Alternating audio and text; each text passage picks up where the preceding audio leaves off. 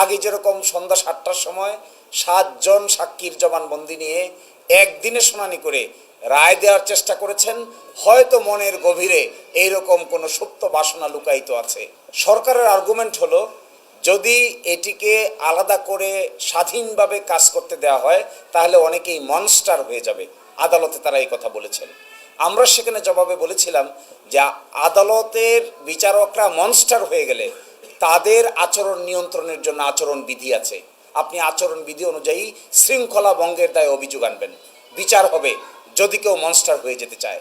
কিন্তু ইচ্ছা অনুযায়ী আদেশ না দিলে সুন্দরবন আর বান্দরবন পাঠিয়ে দিবেন, এটি তো কোনো স্বাধীন বিচারকের বিচার বিভাগের ক্যারেক্টার হতে পারে না। এবং কি চাইবেন তারা? আবার হয়তো কথা না শুনলে সন্ধ্যাবেলা আদালত বসাইতে চাইবেন।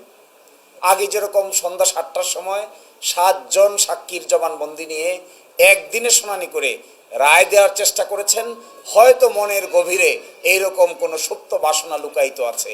আর না হয় বিচারকদেরকে কন্ট্রোল করার মানসিকতা তো স্বাভাবিক কোনো মানসিকতা হতে পারে না।